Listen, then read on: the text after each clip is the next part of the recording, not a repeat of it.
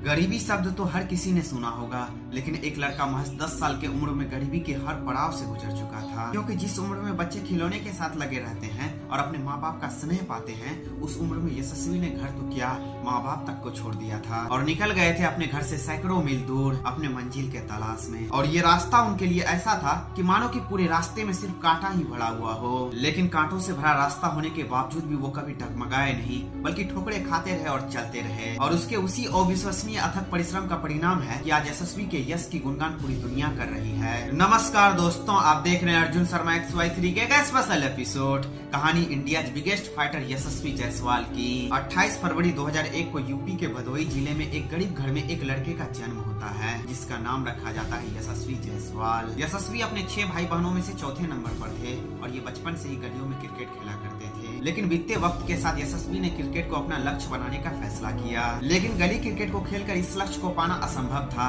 इसलिए वो मुंबई जाने का फैसला किया। लेकिन उनके पिता के पास इतने पैसे नहीं थे कि मुंबई जैसे बड़े शहर में उनके रहने खाने का बंदोबस्त कर सके। पर यशस्वी जायसवाल के लिए ये बात अच्छी थी कि उनके चाचा जी मुंबई में ही रहते थे। उनके पिता ने जब यशस्वी के बारे में चाचा जी से बात की तो पता चला कि चाचा जी का भी रहने का कोई ठौर ठिकाना नहीं है, वो भी जैसे तैसे करके अपना गुजारा कर रहे हैं। लेकिन उनके चाचा जी ने एक डेयरी वाले के बारे में बताया, जहाँ यशस्वी काम के साथ साथ वहाँ रात में रह भी सकते थे। अब यशस्वी बिना कुछ सोचे समझे ही मुंबई पहुंचकर कुछ दिनों तक डेयरी वाले के पास रहे। वहाँ दिन में प्रैक्टिस करते और बाकी समय में काम करके अपना खर्चा निकालते। लेकिन यशस्वी अब क्रिकेट खेलने में ज्यादा समय देने लगे थे, जिससे अब उसको डेयरी में काम करने का बहुत कम ही समय मिल पाता था। और यही कारण था कि डेयरी वाले ने एक बहाना बनाकर उनको डेयरी से बाहर कर दिया। ये बात यशस्वी ने किसी को भी नहीं बताई, जबकि वो उस वक्त मात्र 11 साल के ही थे। जैसे ही डेयरी के मालिक ने उनको निकाला, वैसे ही उन्होंने अपना सारा सामान उठाया और आजाद मैदान की तरफ चल दिए, जहाँ जाकर इमरान से उन्होंने मदद मांगी, जिस पर उसको उसी मैदान के एक टेंट में रहने का परमिशन मिल गया। अगले 3 सालों तक यशस्वी ने बिना बिजली पानी वाले टेंट में रातें गुजारी और साथ में खाना बनाने में भी मदद करते, जिससे उसको 2 वक्त की रोटी मिल जाती थी। यशस्वी को मुंबई में रहने के लिए घर से 1500 रुपये भेजे जाते थे,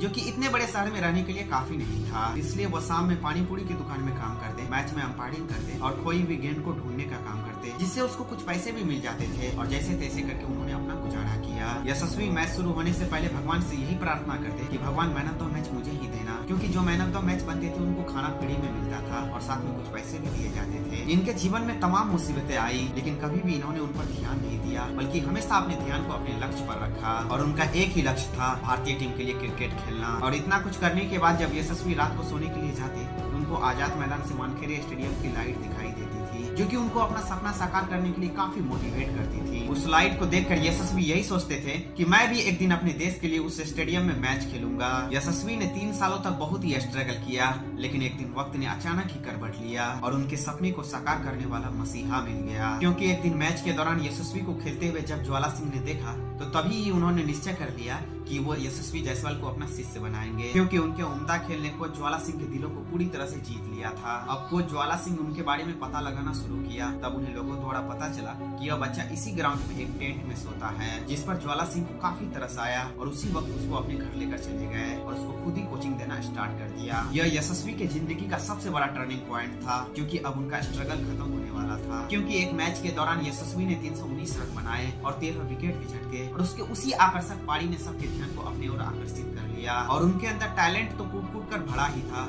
जो कि अब मैच दर मैच देखने को मिल रहा था। अब कोच ज्वाला सिंह का एक साहसी कदम एक बच्चे का जिंदगी बदल रहा था और उनके उन्हीं शानदार प्रदर्शन का परिणाम था कि अब उनका सिलेक्शन मुंबई के अंडर 19 टीम में हो गया। यशस्वी लगातार अपने खेल को निखार रहे थे और लगातार उनके बेहतरीन खेल उनको आगे बढ़ने में काफी मदद कर रहा था। अब उनको टीम इंडिया के अंडर 19 टीम में भी चुन लिया गया और 2018 अंडर 19 एशिया कप में तो उन्होंने पूरा तहलका ही मचा कर दिया, क्योंकि उसमें वो 318 रन बनाकर उस टूर्नामेंट का हाईएस्ट स्कोरर रहे और उसके उसी प्रदर्शन के कारण उसको मैन ऑफ द टूर्नामेंट भी चुना गया। और लगातार इनके बेहतरीन प्रदर्शन के कारण ही इनको अंडर 19 वर्ल्ड कप के लिए भी चुन लिया गया और वर्ल्ड कप जैसे टूर्नामेंट में भी इन्होंने सबसे ज्यादा रन बनाए और सेमीफाइनल में पाकिस्तान के खिलाफ एक शतक भी लगाया। अब यशस्वी किसी भी परिचय के मोहताज नहीं थे और उनके इसी परफॉर्मेंस को देखते हुए IPL 2020 में राजस्थान रॉयल्स ने उसको 2.4 करोड़ में अपनी टीम में शामिल कर लिया। वैसे IPL 2020 में तो वो कुछ ज्यादा खास नहीं कर पाए, लेकिन जैसे ही उसको IPL 2021 और 22 में मौका मिला, तो उन्होंने इस मौके को अपने हाथ से बिल्कुल भी जाने नहीं दिया, क्योंकि IPL में भी उन्होंने अपने परफॉर्मेंस से धमाल मचा कर रख दिया और यहाँ तक कि अपने आईपीएल का सबसे तेज अर्धशतक भी जड़ा